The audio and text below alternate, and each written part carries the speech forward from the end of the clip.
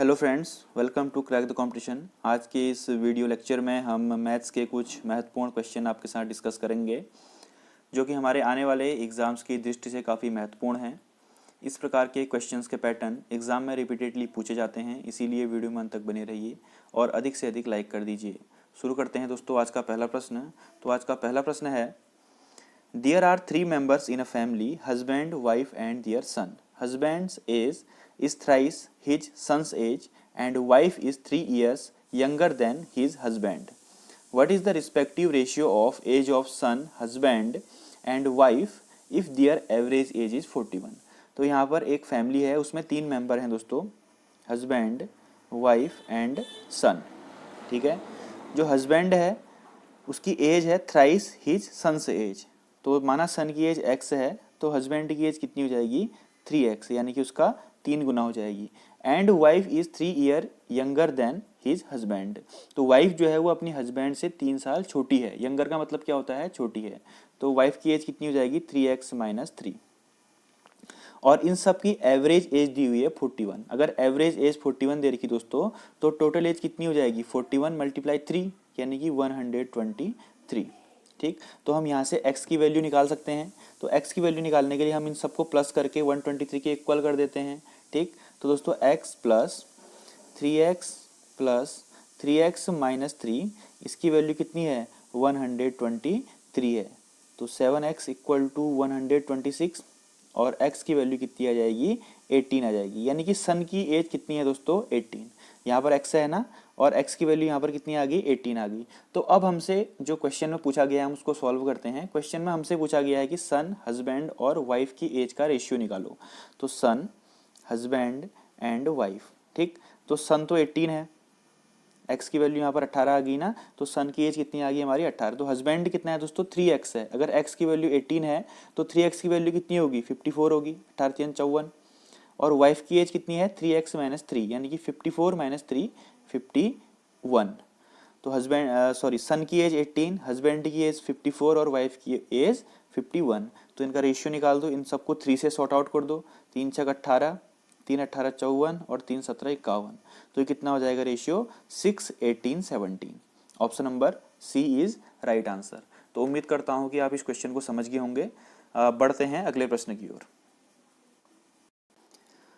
दोस्तों अगला प्रश्न है, एक हॉस्टल में 200 छात्रों के लिए 50 दिन के लिए भोजन सामग्री उपलब्ध है। 10 दिन बाद 50 छात्र और आ जाते हैं। बताइए अब भोजन सामग्री कितने दिन चलेगी। In a hostel food is available for 200 students for 50 days. यानी कि 200 स्टूडेंटों के लिए 50 दिन का खाना अवेलेबल है। तो टोटल कितने यूनिट फूड होगा दोस्तों 10,000 यूनिट। हम इन दोनों को मल्टीप्लाई कर देंगे तो हॉस्टल में टोटल कितना खाना है अभी 10,000 यूनिट खाना है। 10 दिन बाद 50 छात्र और आ जाते हैं। तो यानी कि 10 दिन तक इन 200 छात्रों ने भी खाना खाया होगा। तो इन्हें कितना खाया होगा 200 × 10 यानी कि 2000। तो 10 दिन तक इन 200 छात्रों ने कितना यूनिट खाना खाया 2000 यूनिट खाना खाया। तो अब रिमेनिंग फूड कितना बच गया दोस्तों 10,000 में से 2000 गया तो 8000 यूनिट फूड अब रिमेनिंग है, बच गया। अब इस 8000 यूनिट फूड को कौन लोग खाएंगे। देखिए 200 तो पहले से बंदे थे, अब 50 और आ गए तो टोटल कितने बंदे हो गए अब 250 बंदे स्टूडेंट्स हो गए। तो इस 8000 फूड को कितने लोग खाएंगे 250 लोग खाएंगे। तो 8000/250। तो ये फूड कितने दिन चलेगा इसको आप सॉल्व कर देंगे तो ये आएगा 32। तो ये फूड कितने दिन चलेगा दोस्तों 32 डेज चलेगा। ठीक है, तो उम्मीद करता हूँ कि आप इस क्वेश्चन को समझ गए होंगे। हमने कैसे किया 200 छात्रों के लिए 50 दिन का भोजन था तो हमने टोटल 10,000 यूनिट हमारे पास फूड है। अब इन 10 दिनों में इन 200 लोग जो छात्र थे इन्होंने 2000 यूनिट फूड जो है वो कंजम्पशन कर लिया, खा लिया। अब बचा रिमेनिंग फूड कितना 8000 यूनिट। अब 10 दिन बाद 50 स्टूडेंट और आ गए तो टोटल स्टूडेंट कितने हो गए 200 पहले थे 50 और आ गए तो 250 बंदे अब हो गए। और इस 8000 फूड को कितने लोग खाएंगे 250 लोग खाएंगे। तो ये कितने दिन चलेगा 32 डेज। तो इस प्रकार का क्वेश्चन था और क्वेश्चन एग्जाम में जरूर पूछा जाएगा, 100% ये क्वेश्चन एग्जाम में पूछा जाएगा, इसको ध्यान में रखेंगे। बढ़ते हैं अगले प्रश्न की ओर। दोस्तों अगला प्रश्न है, Dinesh travelled 1200 kilometre by air which formed 2/5 of his trip. तो दिनेश जो है 1200 किलोमीटर जो है वो एरोप्लेन द्वारा यात्रा करता है जो कि उसकी ट्रिप का 2/5 है।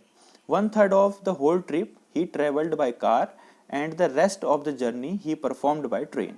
तो 1/3 वो कार द्वारा ट्रेवल करता है यानी कि 1/3, और बाकी बचा हुआ जो है वो ट्रेन द्वारा ट्रेवल करता है। तो क्वेश्चन में पूछ रहा है कि what was the distance travelled by train, तो ट्रेन द्वारा तय की गई दूरी निकालिए। चलो हम इसको निकालते हैं। तो दोस्तों एयर से कितना ट्रेवल कर रहा है, 1200 किलोमीटर, और जो कि उसकी ट्रिप का 2/5 है। तो यानी कि 2/5 ऑफ एक्स, यानी कि उसकी ट्रिप हम मान लेते हैं कि टोटल दूरी वो एक्स तय कर रहा है। तो 2/5 of x equal to 1200।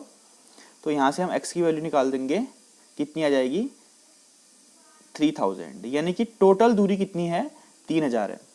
2/5 of x, x total दूरी है, इक्वल टू 1200, यानी कि 2/5, इसको हम 40% भी मान सकते हैं दोस्तों। अगर 2/5 को आप परसेंटेज में कन्वर्ट करोगे तो आएगा 40%।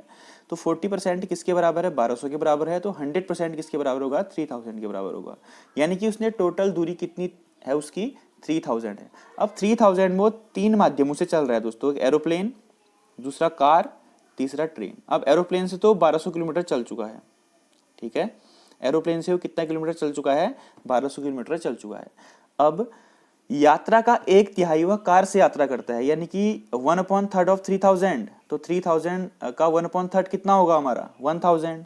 तो 1000 किलोमीटर वह कार से तय कर रहा है। तो बताइए कि वो ट्रेन से कितना दूरी तय करेगा। दोस्तों एयर और कार द्वारा मिला के वो टोटल कितनी दूरी तय कर चुका है, 2200 किलोमीटर। कितने में से, 3000 में से। तो इन दोनों को माइनस कर देंगे तो हमारी बची हुई दूरी निकल जाएगी 800 किलोमीटर। तो दोस्तों वो 800 किलोमीटर किससे तय करता है, ट्रेन से तय करता है। हमने सबसे पहले क्या किया, ये जो पहली वाली इन्फॉर्मेशन है इससे हमने टोटल डिस्टेंस जो है निकाल ली। अगर आपने टोटल डिस्टेंस निकाल ली तो ये क्वेश्चन काफ़ी इजी हो जाता है, ठीक। तो इस क्वेश्चन का जो पूरा सार था वह पहली लाइन में ही निहित था। तो इसका आंसर क्या हो जाएगा, 800 kilometre. Option number C is right answer. दोस्तों अगर आपको क्वेश्चंस में कोई डाउट आते हैं तो आप प्लीज़ कमेंट बॉक्स में उसको मेंशन कीजिए, ठीक है, उसको रिजॉल्व किया जाएगा। बढ़ते हैं अगले प्रश्न की ओर। दोस्तों अगला प्रश्न पाइप एंड सिस्टम से संबंधित है। Pipe A can fill in 20 minutes and pipe B in 30 minutes and pipe C can empty the same in 40 minutes. यानी कि एक टंकी को, इसमें 3 पाइप हैं ए बी सी। ए जो है उसको 20 मिनट में फिल कर सकता है, बी 30 मिनट में फिल कर सकता है, और सी जो है उसको 40 मिनट में एम्प्टी कर रहा है, खाली कर रहा है, ठीक है दोस्तों।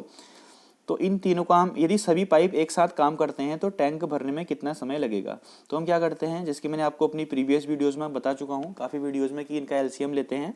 तो 20, 30 और 40 का एलसीएम आ जाएगा 120, ठीक। तो इसकी एफिशिएंसी कितनी आ जाएगी, 26 या 120, 6 इसकी एफिशिएंसी है, यानी कि 6 की एफिशिएंसी से भर सकता है। 30 चक्को 120, 34 जा 120, यानी कि 4 की एफिशिएंसी भर सकता है। और यह -3, माइनस का अर्थ है दोस्तों एम्प्टी कर रहा है, खाली कर रहा है। तो ये 3 की एफिशिएंसी से इसको खाली कर सकता है। अगर हम इन तीनों को एक साथ खोल दें तो टैंक को भरने में कितना समय लगेगा। तो हम इनको एक साथ खोलते हैं, 6 + 4 ये दोनों भरने वाले टैंक हैं, -3 ये एम्प्टी करने वाला टैंक है। तो टोटल एफिशिएंसी कितनी हो जाएगी दोस्तों, 6 + 4 10, 10 - 3 7। तो टोटल एफिशिएंसी कितनी हो जाएगी, 7 है। अब टोटल कितना है टंकी में, 1/20 है, और एफिशिएंसी कितनी है, 7 है।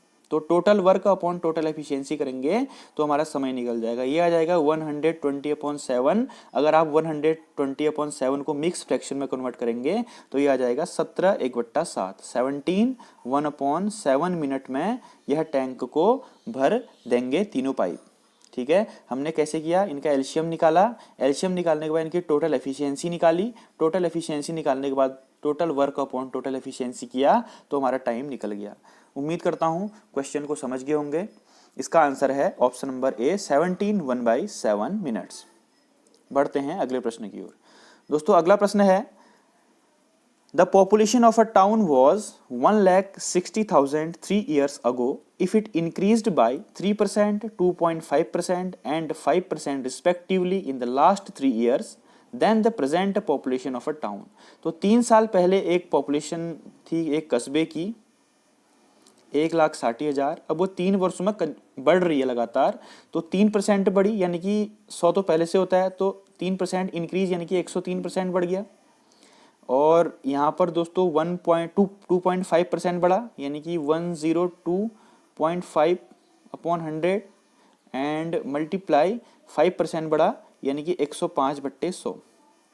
तो हम इस क्वेश्चन को एक लाइन में सॉल्व कर सकते हैं। आप इंडिविजुअली मत निकालना, पहले 103% निकालोगे, फिर 2.5% यानी कि 102.5% निकालना, फिर 105। ये काफ़ी लेंदी मेथड हो जाती है और एग्जाम में हमको अपना टाइम बचाना पड़ता है। तो हम क्या करते हैं, इसको एक लाइन में सॉल्व कर देते हैं। ठीक, तो एक लाइन में इसको आप सॉल्व करना। मेरे पास यहाँ पर स्पेस की कमी है, आप ये सॉल्व करना तो ईजी है, सिंप्लीफिकेशन का क्वेश्चन बन जाता है यहाँ पर से। तो इसका आंसर आ जाएगा आपका 177,366। तो शहर की वर्तमान जनसंख्या इस इक्वेशन को, इस जो यहाँ पर सिंप्लीफिकेशन का टाइप का क्वेश्चन बना हुआ है, इसको सॉल्व करके दोस्तों आएगा 177,366। तो इसको आप सॉल्व कीजिएगा, ऑप्शन नंबर बी इसका राइट आंसर आएगा। ठीक, तो इस प्रकार का क्वेश्चन मैंने जानबूझकर इसलिए लिया है क्योंकि ये एक सिंगल लाइन मेथड है। ठीक है, इस मेथड का उपयोग करके हम इजीली इस क्वेश्चन को with in a minute solve कर सकते हैं। ठीक है, चलिए अगला प्रश्न। अगला प्रश्न दोस्तों, अ सम of 427 is to be divided among A, B and C in such a way that 3 times A share, 4 times B share and 7 times C share are all equal the share of C। तो यहाँ पर बहुत important question है, ध्यान से देखिएगा। तो इसमें हमसे बोला गया है कि जो 3 गुना A का यानी कि 3A equal to 4B equal to 7C, और ये सभी जो हैं इक्वल हैं। ठीक है, तो हम क्या करते हैं कि दोस्तों इन सभी को हम C के फॉर्म में लिख देते हैं। कैसे लिखेंगे, देखिए जैसे कि आपको पता है कि ए बी सी का टोटल वैल्यू कितनी है 427। A plus B plus C equal to कितना है 427 है। ठीक है, मेरे पास यहाँ पर स्पेस की कमी है तो इसलिए थोड़ा प्रॉब्लम आ रही है लिखने में, आप समझ जाना। A plus C plus B equal to 427 है। तो हम इसको सी के फॉर्म में कैसे लिख सकते हैं, तो देखो ये सभी बराबर हैं। अगर मैं 3A इक्वल टू 7C लिख दूँ तो कोई बुरा तो नहीं होगा। ठीक है, अगर मैं 3A इक्वल टू 7C लिख दूँ तो यहाँ से मेरी A की वैल्यू कितनी निकल जाएगी दोस्तों, तो यहाँ से मेरी A की वैल्यू निकल जाएगी 7C/3। ठीक, 7C/3 निकल जाएगी। और इसी प्रकार मेरी B की वैल्यू कितनी निकल जाएगी 7C/4। देखो मैं कैसे कर रहा हूँ, 3A इक्वल टू 7C है तो A की वैल्यू 7C/3 हो जाएगी, क्योंकि मैं सभी को C के फॉर्म में लिख रहा हूँ, क्योंकि मुझे C निकालना है ना, तो इसलिए मैं सभी को C के फॉर्म में लिख देता हूँ। तो A इक्वल टू 7C/3 और इसी प्रकार B इक्वल टू कितना हो जाएगा 7C/4। तो मैं A और B की वैल्यू यहाँ पर पुट कर सकता हूँ।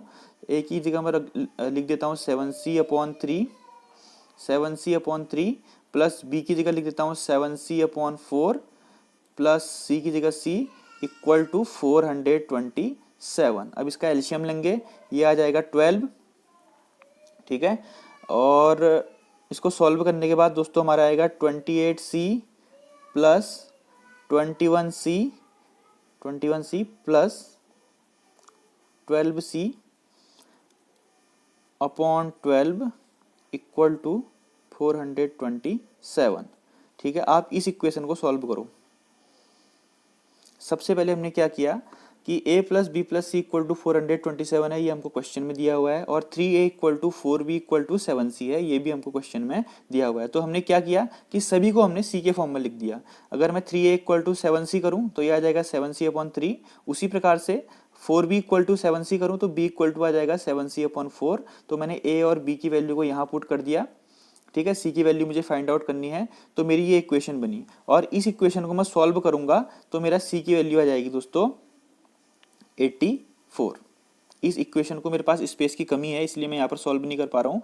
आप 28C plus 21C plus 12C/12 equal to 427 को सॉल्व करना, तो आपकी वैल्यू कितनी आ जाएगी C equal to 84, option number A. ठीक है, तो उम्मीद करता हूँ क्वेश्चन को समझ गए होंगे, ये अच्छा क्वेश्चन था। ठीक है, इस प्रकार के क्वेश्चन एग्जाम में पूछे जाते हैं। तो बढ़ते हैं अगले प्रश्न की ओर। अगला प्रश्न है the ratio between the speed of two train is 7:8। तो दो ट्रेन है, उनके बीच का रेशियो है 7:8। ठीक है, if the second train runs 400 kilometre in 4 hours. तो जो सेकंड वाली ट्रेन है यानी कि बी है, ये 400 किलोमीटर की दूरी तय करती है 4 घंटे में। तो इसकी स्पीड निकल जाएगी 400/4 यानी कि 100 किलोमीटर पर आवर। इसकी स्पीड कितनी है 100 किलोमीटर पर आवर। तो 8 यूनिट की वैल्यू 100 है। 8 यूनिट की वैल्यू 100 है, तो 1 यूनिट की वैल्यू कितनी आएगी दोस्तों, 100/8। अब 100/8 कितना होता है, 100/8 कितना होता है दोस्तों, इसको कीजिए। 100/8 होता है आपका 12.5। ठीक, 100/8 कितना होता है, 12.5। अगर 8 की वैल्यू 12.5 है, सॉरी 1 की वैल्यू 12.5 है, तो 7 की वैल्यू कितनी हो जाएगी, 12.5 इंटू 7 यानी कि 87.5। तो ए की स्पीड कितनी हो जाएगी, 87.5। हमने क्या किया, हमको स्पीड का रेशियो दिया था 7 और 8, और दूसरे वाली ट्रेन की हमको स्पीड निकालनी थी, तो हमने उसकी स्पीड निकाली 400 किलोमीटर 4 घंटे में तय करती है, तो स्पीड कितनी हो जाएगी 100 किलोमीटर पर आवर। तो 8 की वैल्यू 100, तो 1 की वैल्यू 12.5, तो 7 की वैल्यू उसको 7 से मल्टीप्लाई कर देंगे तो आ जाएगा 87.5। तो पहली ट्रेन की स्पीड कितनी आ जाएगी हमारी, 87.5 किलोमीटर पर आवर। ठीक है। अब है दोस्तों, if the cost price of 25 pence is equal to selling price of 20 pence, then the profit percent, यानी कि CP of 25 equal to SP of 20, ऐसा लिख सकते हैं इसको। CP of 25 equal to SP of 20 लिख सकते हैं।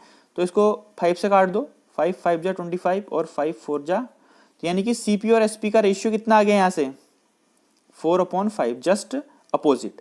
सीपी और एसपी का रेशियो कितना आ गया, 4/5। यानी कि कोई भी चीज को अगर हमने 4 रुपये में खरीदा है और 5 रुपये में बेचा है, तो उसका प्रॉफिट परसेंट कितना होगा, यानी कि इनके बीच का डिफरेंस कितना है, एक का प्रॉफिट हुआ कितने में, प्रॉफिट हमेशा सीपी में होता है 4 में, तो 100 में कितना हुआ, ये आ जाएगा 25%। तो हमको प्रॉफिट कितना परसेंट हुआ, 25%, ऑप्शन नंबर बी।